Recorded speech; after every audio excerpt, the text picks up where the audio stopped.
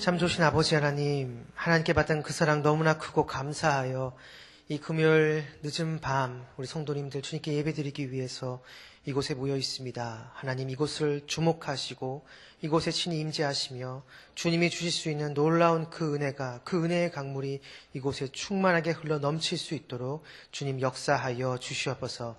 이 시간 잠시 하나님 말씀을 듣습니다. 말씀을 전하는 자나 말씀을 듣는 우리 모두가 크신 주님의 은혜의 품 안에 온전히 거할 수 있도록 우리 한 사람 한 사람 모두를 선하게 인도하여 주시옵소서. 감사드리며 예수님의 이름으로 기도했습니다. 아멘.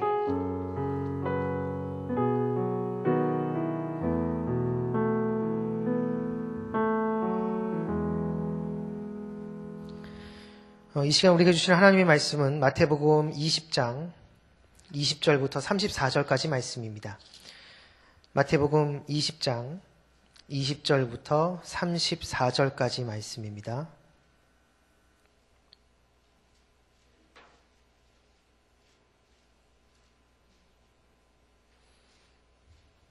마태복음 20장 20절부터 34절 말씀 우리 다 같이 한 목소리로 읽도록 하겠습니다. 시작. 그때 세베대의 아들의 어머니가 그 아들들을 데리고 예수께 와서 절하며 무엇을 구하니 예수께서 이르시되 무엇을 원하느냐 이르되 나의 이 두 아들을 주의 나라에서 하나는 주의 우편에 하나는 주의 좌편에 앉게 명하소서. 예수께서 대답하여 이르시되 너희는 너희가 구하는 것을 알지 못하는도다. 내가 마시려는 잔을 너희가 마실 수 있느냐. 그들이 말하되 할 수 있나이다. 이르시되 너희가 과연 내 잔을 마시려니와 내 좌우편에 앉는 것은 내가 주는 것이 아니라 내 아버지께서 누구를 위하여 예비하셨든지 그들이 얻을 것이니라. 12 제자가 듣고 그 두 형제에 대하여 분이 여기거늘 예수께서 제자들을 불러다가 이르시되 이방인의 집권자들이 그들을 임의로 주관하고 그 고관들이 그들에게 권세를 부리는 줄을 너희가 알거니와 너희 중에는 그렇지 않아야 하나니 너희 중에 누구든지 크고자 하는 자는 너희를 섬기는 자가 되고 너희 중에 누구든지 으뜸이 되고자 하는 자는 너희 중에 종이 되어야 하리라. 인자가 온 것은 섬김을 받으려 함이 아니라 도리어 섬기려 하고 자기 목숨을 많은 사람의 대속물로 주려 함이니라. 그들이 여리고에서 떠나갈 때에 큰 무리가 예수를 따르더라. 맹인 두 사람이 길가에 앉았다가 예수께서 지나가신다 함을 듣고 소리질러 이르되 주여 우리를 불쌍히 여기소서. 다윗의 자손이여 하니 무리가 꾸짖어 잠잠하라 하되 더욱 소리질러 이르되 주여 우리가 불쌍히 여기소서. 다윗의 자손이여 하는지라. 예수께서 머물러 서서 그들을 불러 이르시되 너희에게 무엇을 하여 주기를 원하느냐. 이르되 주여 우리의 눈 뜨기를 원하나이다. 예수께서 불쌍히 여기사 그들의 눈을 만지시니 곧 보게 되어 그들이 예수를 따르니라. 아멘. 아멘. 병호12라는 사건이 있습니다. 병호12. 이것은 1575년 조선 선조 때 태계 이황의 제자들이 스승을 기려서 호계서원이라는 것을 만드는데요. 우리 사진 한번 보여주시죠. 네, 바로 저겁니다. 저 호계서원을 태계 이황의 제자들이 스승을 기려서 만든 겁니다. 자, 저 호계서원을 만든 다음에 태계의 두 제자, 유명한 제자가 있습니다. 서해 류성룡, 학봉 김성일. 이 두 사람을 태계 이황을 기준으로 해서 윗자리라 할 수 있는 왼쪽 편에 누구를 모실 것인가 하는 문제로 무려 400년 동안 저 두 사람의 후손들과 제자들이 다툰 사건이 바로 병호12 사건입니다. 태계 이황의 왼편에 서해 류성룡을 모셔야 된다라고 주장하는 사람들은 류성룡이 생전에 영의정을 역임했기 때문에 벼슬의 높낮이로 보면 당연히 류성룡을 태계의 왼편에 모셔야 된다라고 이렇게 주장을 했습니다. 반면 김성일을 왼편에 모셔야 된다라고 주장하는 사람들은 이 김성일이 유성룡보다 4살이나 더 많고 그리고 학식도 더 깊기 때문에 이 김성일을 퇴계의 왼편에 모셔야 된다라고 이렇게 주장을 했습니다. 이 주장이 첨예하게 정말 대립하고 이것 때문에 후손들과 제자들이 엄청나게 다퉜는데요. 심지어는 왕들도 이 문제를 해결하지 못했습니다. 그래서 시간이 흐르다가 1871년에 대원군이 이 호계서원을 철폐합니다. 그러니까 이 문제를 직접 해결하지 못하고 그냥 덮어버린 것이죠. 그러다가 여러분 2009년에 안동시에서 이 호계서원을 다시 복원하고자 하는 계획을 세웁니다. 자, 복원하려고 하니까 당연히 이 문제가 또 불거집니다. 태계 이왕을 중심으로 윗자리를 할 수 있는 왼쪽 편에 위패를 모셔야 되는데 누구의 위패를 모실 것인가? 서해 류성룡이냐? 학봉 김성일이냐? 당연히 그 후손들이 있겠죠. 그 후손들이 당연히 들고 일어나서 또 첨예하게 다투고 토론하고 이야기를 했습니다.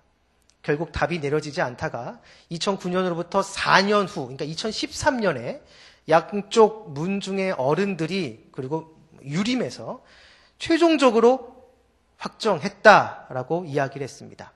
태계 이왕을 중심으로 그 왼편에 누구의 위패를 모시기로 했냐면 바로 서해 류성룡의 위패를 모시기로 최종적으로 확정한 것이죠.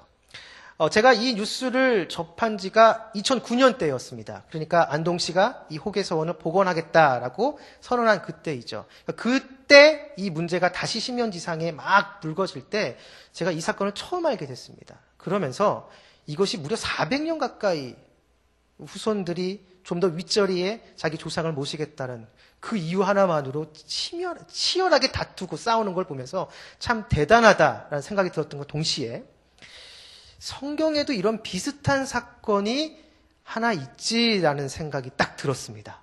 그 사건이 뭐냐?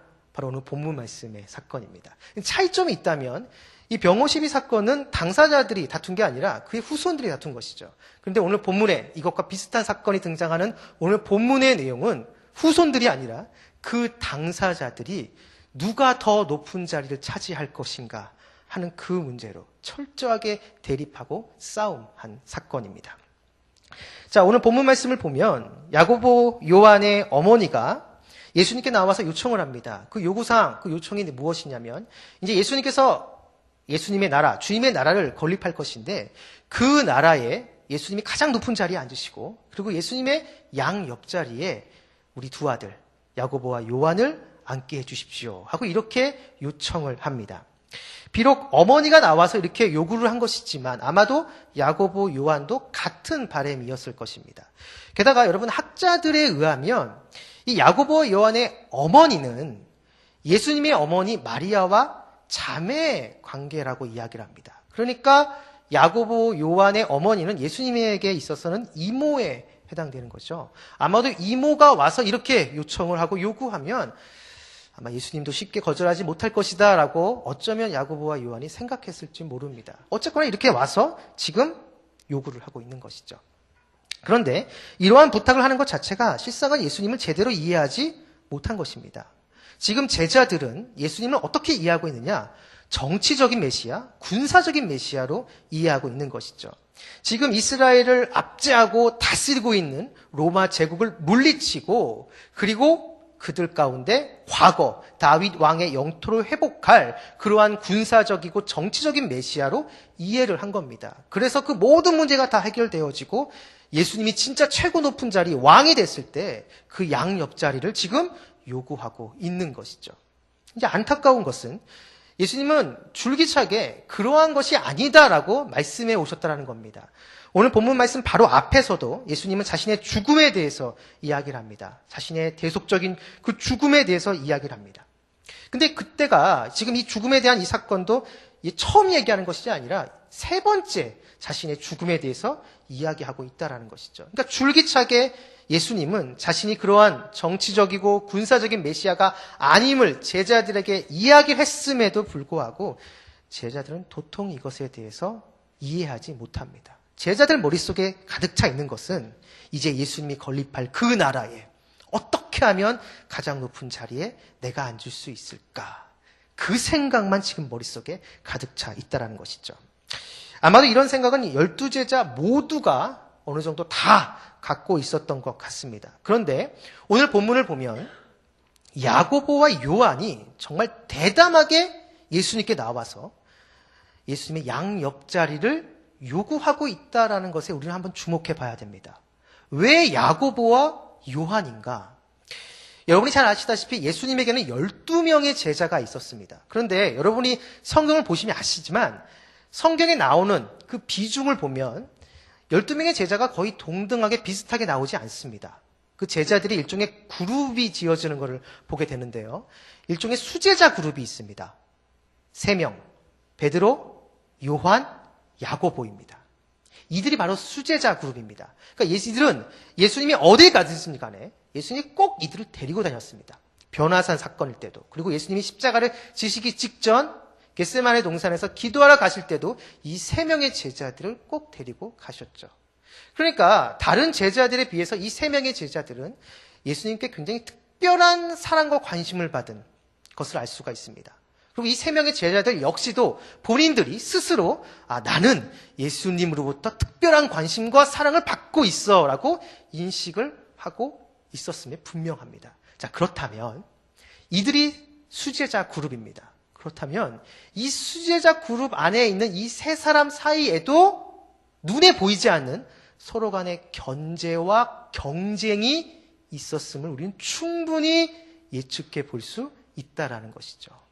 예수님이 최고 가장 높은 왕이 됐을 때 누가 가장 높은 자리에 앉을 것인가?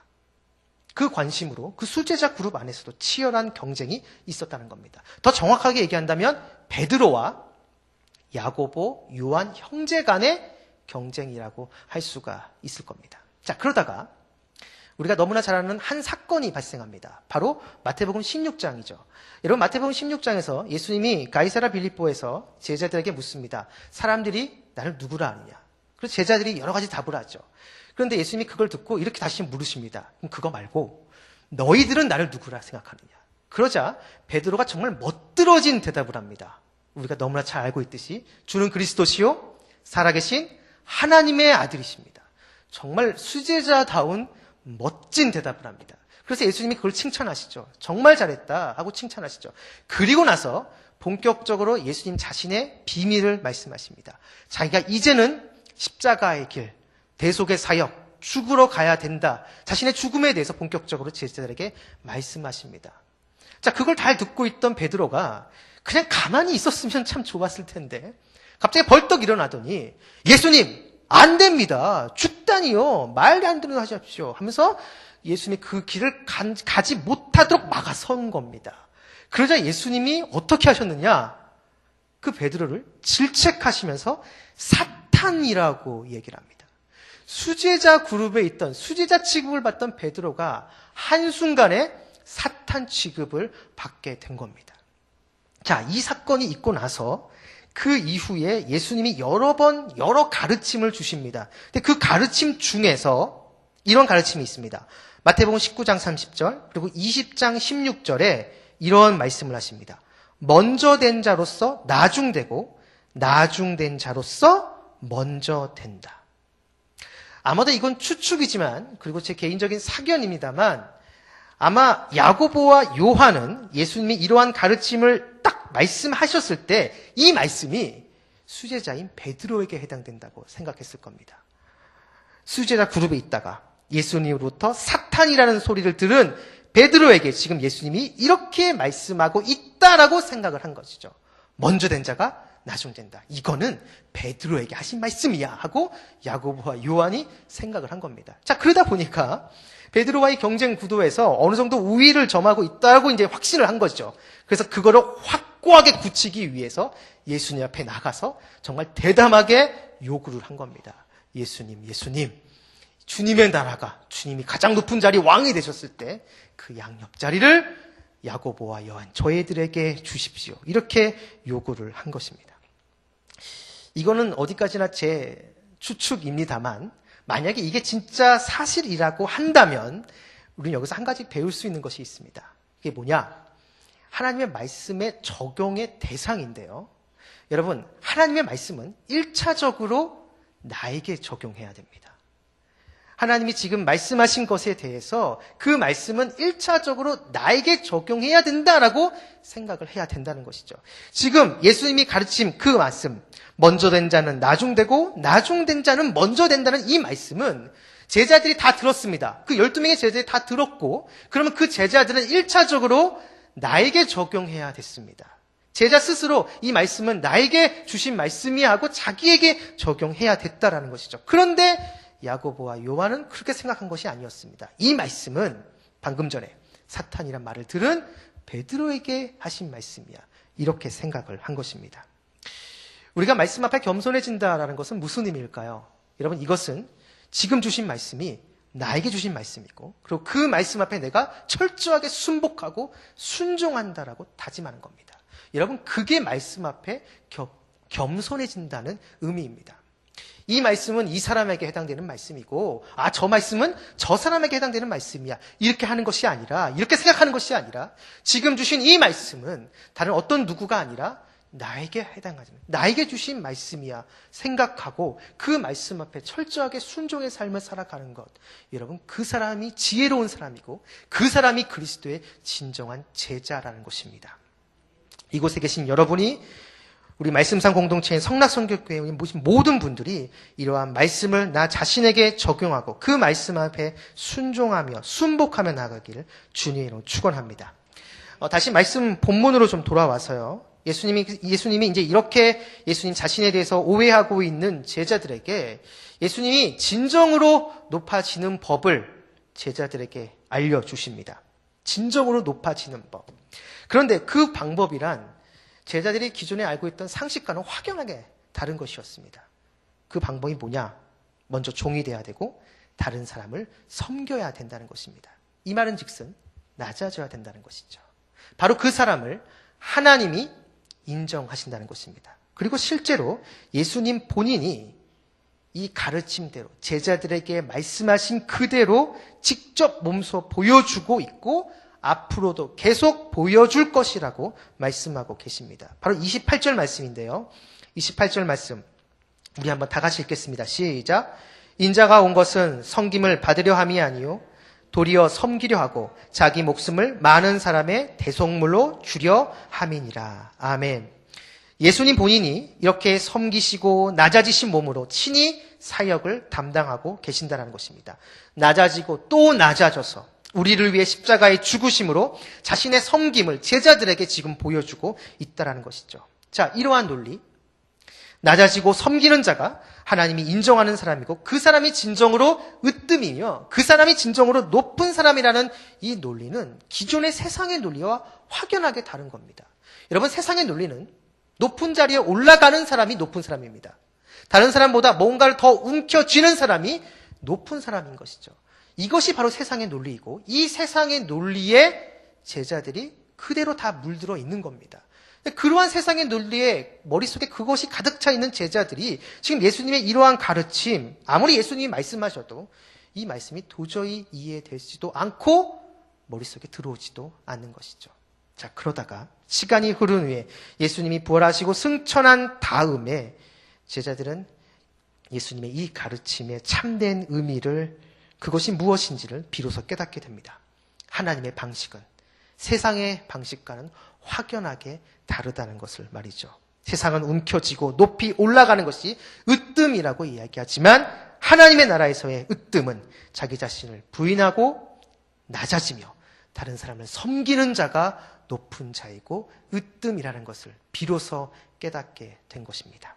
이 깨달음이 이곳에 있는 저와 여러분, 우리 모두에게 있게 되길 바랍니다. 물론 이것은 새로운 것이 아닙니다. 지금 이곳에 계신 여러분, 우리 모두가 다 알고 있는 내용이죠. 우리 그리스도인들은 주님을 닮아서 낮아져야 되고 주님 안에서 철저하게 자기 자신을 부인해야 되며 다른 사람을 섬겨야 된다. 여러분, 이 사실을 모르는 사람 없습니다. 그런데 우리가 다 알고 있지만 우리가 살아가다 보면 우리 마음 가운데 세상적인 욕망과 세상적인 야망이 우리 가운데 자리 잡고 있는 것을 볼 때가 있습니다. 그리고 어떤 결정적인 상황, 어떤 결정적인 순간에 내 안에 있는 그 세상적인 야망과 욕망이 점점 커지더니 나를 집어삼키는 그러한 순간을 경험할 때가 있다라는 것이죠. 더 높아지고 세상적 높은 지위에 올라가서 많은 사람들의 우러름을 보고 은근히 즐기고자 하는 그러한 세속적인 야망과 욕망이 내 안에 자리 잡고 있다라는 것입니다. 혹시라도 이게 안 돼서 옆에 있는 사람이 더 높아지고 많은 사람들이 옆에 있는 사람을 더 우러러 보면 그것을 못 견뎌서 시기하고 질투하는 그러한 모습이 우리 안에 역시 자리 잡고 있다라는 것이죠. 이러한 세속적인 야망과 이러한 세속적인 욕망에 대해서 우리 그리스도인들은 끊임없이 싸워야 됩니다. 그 욕망의 끈과 그 야망의 끈을 끊어낼 때 비로소 진정한 우리 그리스도인 됨의 시작이 거기서부터 나타나게 된다라는 것이죠. 우리 성남성결교회 성도님들, 특별히 이곳에 계신 여러분이 그러한 모습이 있었으면 좋겠습니다. 주님을 닮아서 세상은 높은 자리에 올라가고 그리고 그 높은 자리에 올라가는 그 방법은 세상의 방식대로 정도의 길을 가는 것이 아니라 수단과 방법을 가리지 않고 어떻게 해서든지 그냥 올라가기만 된다.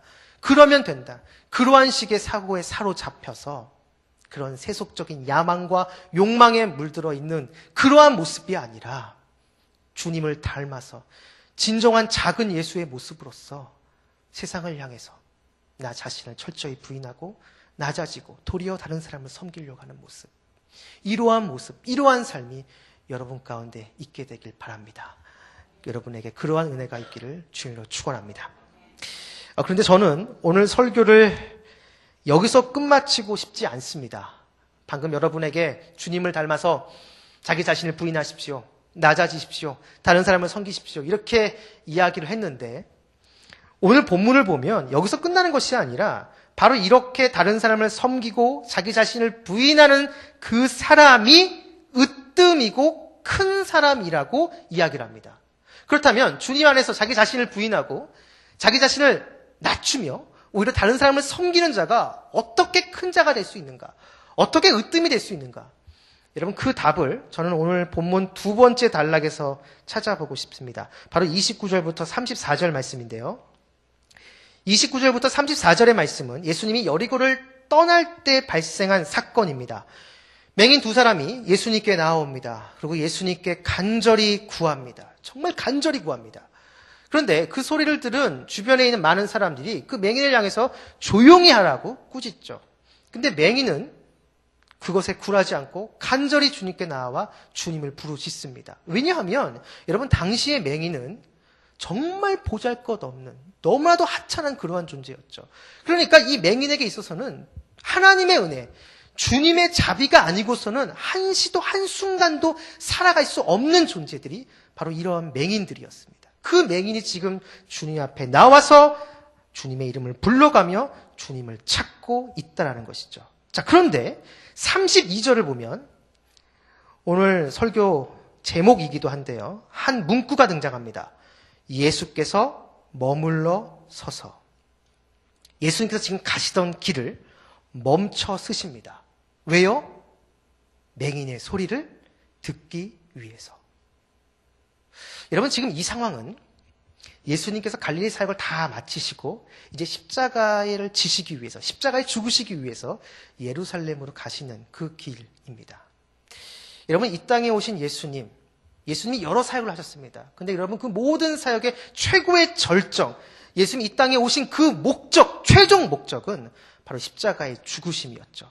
그 대속의 사역을 통해서 모든 사람들에게 구원의 은혜를 주시기 위해서 예수님께서 이 땅에 오신 겁니다. 그러니까 그분의 모든 사역의 방향, 그 초점은 십자가입니다. 이제 그래서 그 십자가의 길, 그 십자가를 지시기 위해서 그 십자가 길을 가고 계신 것이죠.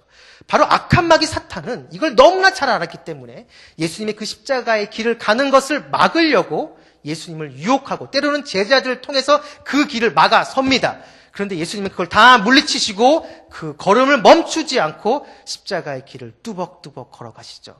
이 땅에 있는 어떤 누구도, 이 땅에는 어떤 존재도 예수님이 걸어가시는 그 걸음을 막을 수 있는 존재는 어느 것도, 어느 누구도 존재하지 않습니다. 그런데 오늘 본문을 보면 예수님 본인이, 예수님 스스로 그 걸음을 멈췄습니다.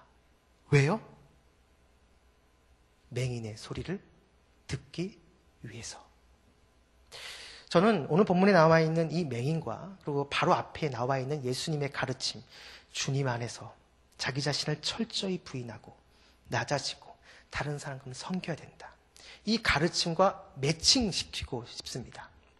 이것이 딱 들어 맞지는 않다 할지라도 여러분 분명한 것은 여러분 맹인은 제가 방금 말씀드렸던 것처럼 주님의 은혜가 아니고서는 주님의 자비가 아니고서는 한시도 한순간도 살아갈 수 없는 그런 존재입니다. 그래서 주님 앞에 나와서 엎드려서 간구하고 부르짖고 주님의 이름을 부른 것이죠. 여러분 마찬가지로 주님 안에서 주님을 닮아 철저하게 낮아지고 나 자신을 철저하게 부인하며 오히려 주님의 마음으로 주님의 사랑을 품고 다른 사람을 섬기는 자는 동일하게 이러한 고백을 하는 자입니다. 주님이 없으면 살 수 없습니다. 주님이 내 삶을 붙잡아 주시면 나는 한순간도 살아갈 수 없습니다. 주님 도와주십시오. 주님의 은혜를 주십시오. 그렇게 진실되게 고백하는 자가 바로 그런 자인 것이죠. 그렇다면 여러분 오늘 본문에 맹인의 소리를 듣기 위해서 십자가의 길을 멈추신 그 주님이 주님 안에서 나 자신을 철저히 부인하고 나 자신을 낮추며 오히려 다른 사람을 섬기려고 하는 자, 그들의 부르짖음과 그들의 간구 주님이 외면하실까요? 아니요. 절대 그렇지 않습니다. 그들의 간구와 그 부르짖음 오히려 주님께서 집중해서 귀담아 들으신다는 것이죠. 심지어는 자신이 하던 일을 멈추면서까지 하나님 앞에 나와 하나님의 은혜와 자비를 구하는 자의 그 부르짖음에 주님은 집중하시며 그 사람을 주목하시고 그 사람의 부르짖음과 그 간구에 귀 기울이신다는 것입니다. 여러분 그렇기 때문에 그 사람이 큰 자입니다. 여러분 그렇기 때문에 그 사람이 으뜸인 것이죠. 세상은 높은 자리에 올라가고 무엇인가를 더 움켜져야지만 최고이고 으뜸이라고 얘기하지만 아니요, 성경은 그렇게 얘기하고 있지 않습니다. 성경은 뭐라고 얘기하느냐?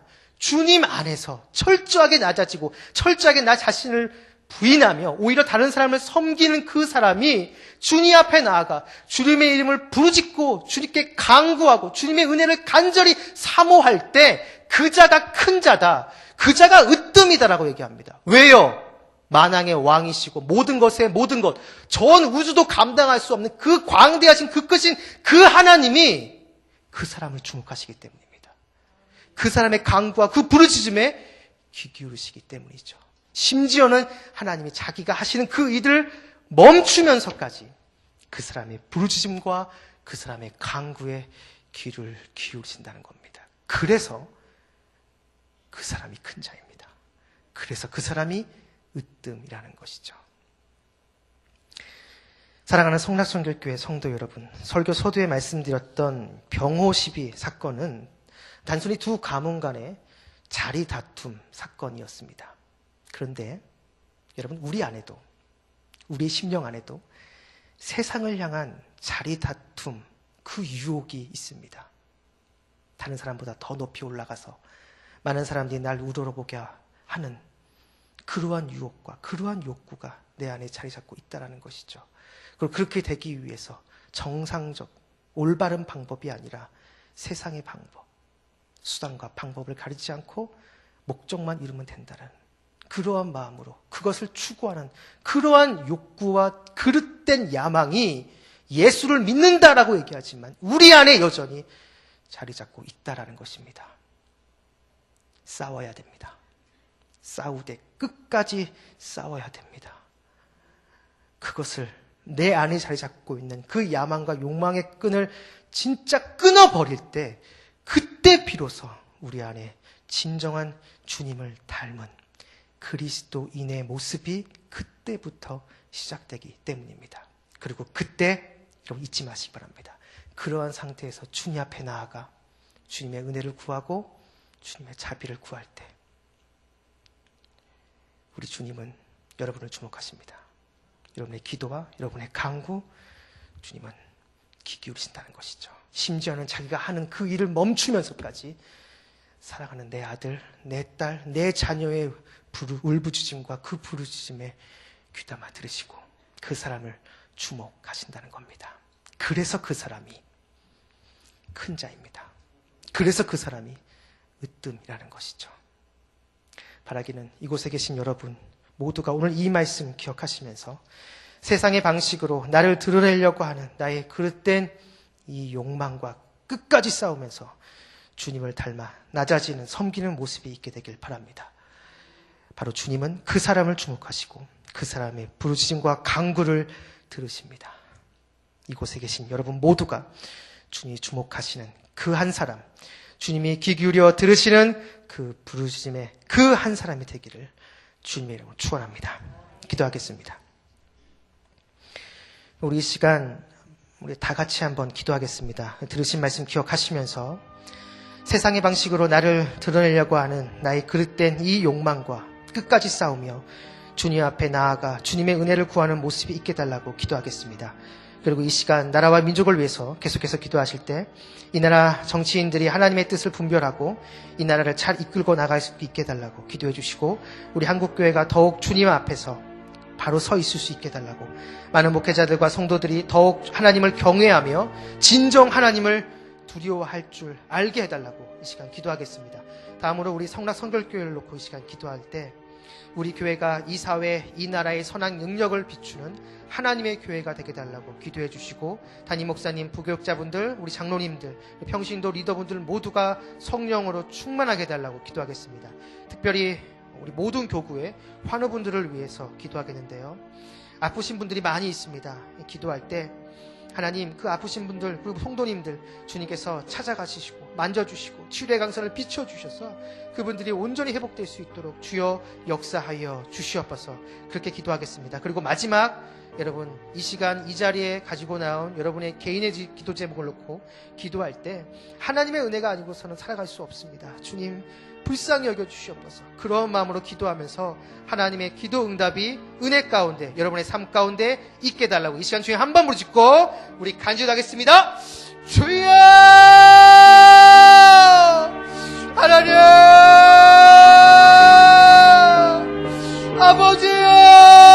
아버지여 주여 하나님 진정으로 주님을 닮기 원합니다. 주여 주님을 진정으로 닮기 원합니다. 하나님 우리를 위해서 낮아지시고 주님 우리를 섬겨주신 주님 하나님 주님을 닮고자 그냥 말만 하는 것이 아니라 진정 뼛속까지 진정 주님을 닮아서 아버지 우리의 삶 가운데 정말로 낮아지고 나 자신을 철저히 부인하며 다른 사람을 진실되게 섬기는 그러한 모습이 있을 수 있도록 주여 도와주시옵소서.